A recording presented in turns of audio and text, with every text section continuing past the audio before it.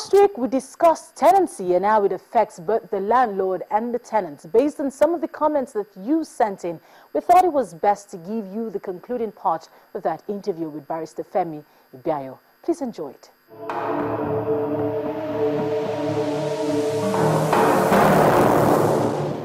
From the perspective of the tenant, you want to first and foremost know what is the term, your rental term. When is it due? When are you supposed to pay? You also want to know whether there's a rent review clause. That's a key clause for every tenant. You want to know, okay, at the end of this term, if I had an initial term of, say, 5 years or maybe 2 years or 1 year at this rate of rent, and there's going to be a need for it to be reviewed due to inflationary tendencies, do I have a clause there that says the rents can be agreed upon and can be renewed by parties after negotiation at a term that is at an amount that is agreeable to both of us? Or is there silence about that? Because if there is silence about that, then it means you are operating a fixed term, and at the end of that fixed term, by a fruition of time, you are deemed to, your tenancy is deemed to expire at that expiration date.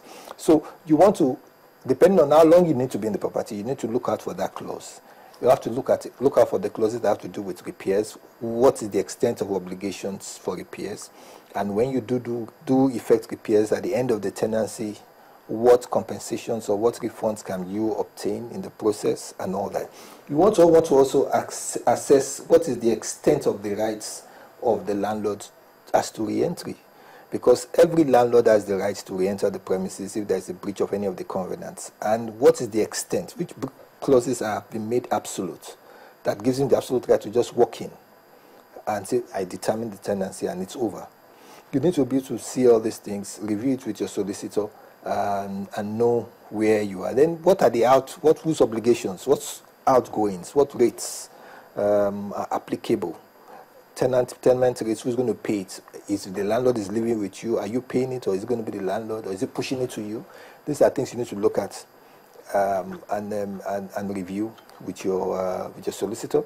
And so essentially, once you're clear about all those terms, and then more importantly, if it so happens that you need to sublease or sublet the property, do you have the right to do so? Because that's an essential thing. You may have taken, for example, it's a commercial property. That's more relevant to commercial properties. But if it's a commercial property, maybe you took a property of about maybe 300 square meters. You later found that you don't really need that much space. And paying that rental will make sense. You may decide to want to have to sublet, partition the place and sublet a portion of it. That's your right. But that right must have been expressed in the contract to be exercisable based or subject to the reasonable consent of your landlord. But if there is a silence on that point, then it means you don't have that right. So that's a clause that in a way even helps a tenant, a sitting tenant, to get some kind of return on investment on his tenancy holding. Many people don't know how to explore or exploit or utilize this clause. Tenement rates, ground rates, yes, and land use charge. Yeah. My focus really is on tenement rates, but I want to know basically the differences between the three. If you want my personal opinion, I'll say that these are all forms of double taxations. Once we have a land use charge, it's a form of charge on land.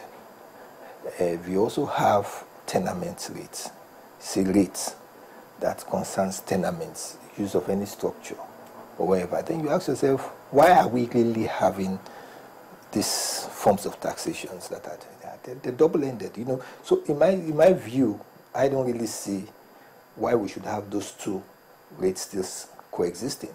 If we're going to have a land use charge, let's have a land use charge, let it be all encompassing, let it carry effective assessments and valuations, and then do away with the others.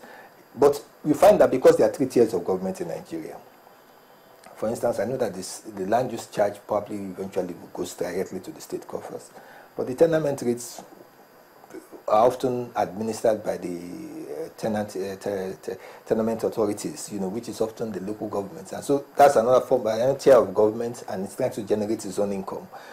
But by and large, when you really come to think of it, I think it's putting too much economic burden on the masses. and on property owners and occupiers. But I think that, in my personal opinion, I think the land use charge conceptually should be okay to cover whatever forms of revenue that can be generated to the government by use of any property or land or any interest in land. And I think that's where we should really leave it. Whose responsibility to pay the tenement to pay the tenement rate? Well, the law itself says essentially that is the duty of the occupier. Or the persons that are there utilizing the property. But if it so happens that the landlord is also resident with you in the same property, then he should be primarily liable to pay the rent, the tenement rate. But like I said, there are many, most of the forms of tenements we have in Lagos State are all these mini duplexes that the landlord will occupy one portion and but they are all linked together, they're just semi-detached. But you find that in such situations, and like I said, this is another thing that when you look at most of the agreements, we earlier said that it's important that every tenant should consider what are the outgoing rates clauses. What is it saying? What obligations are you to pay? That is any taxes, rates, if it's so generic, I mean, it makes it so all-encompassing, then the landlord can hide under that and push the tenancy issue to you, tenement rate to you, even though he's living in the same premises with you. Let's talk about determination of tenancy. Okay. Now, I know that if you are on a yearly tenancy, you should have 6 months notice and it should end on the anniversary of your tenancy. But really, in practice, does it actually work like that? For Lagos State, for instance, it depends on the nature of the tenancy. If the rental that is being paid implies that the person is a monthly tenant, he should be given a month's notice. If he's been a sitting tenant, he should be given 6 months' notice. If he's a yearly tenant, and all that, 6 months' notice and all that. So essentially, the law still conforms to the general time frame notice that should be given. The only amendments and innovations is brought is that all those rigidities of technicalities that tenants and their solicitors often, deployed as a means of negating the process of determination that has been done by the landlord, in the sense that that tenancy was not issued at the anniversary, it must end at this, all those technical issues. All that has been done away by this law.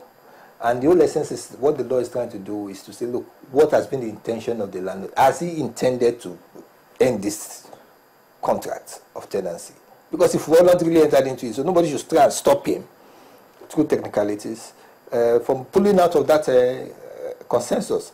So if he says he's tired, he doesn't want you as a tenant, or for one reason or the other, you've breached the agreement and he wants to determine it, and it now follows the due process of serving you effective notice of his intention that he is no longer in contract with you, why should technicalities then play a role? So what this law has again done is to do away with all those technicalities, and essentially the relevant statutory notices still remain valid.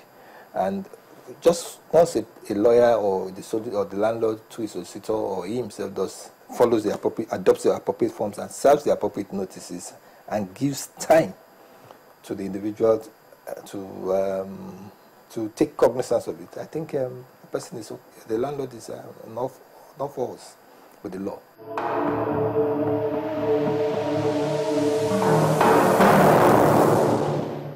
And that'll do it for us on the program today. Thank you so much for being a part of it. Please send in your comments to the address on your screen. I'm Victoria Idowu.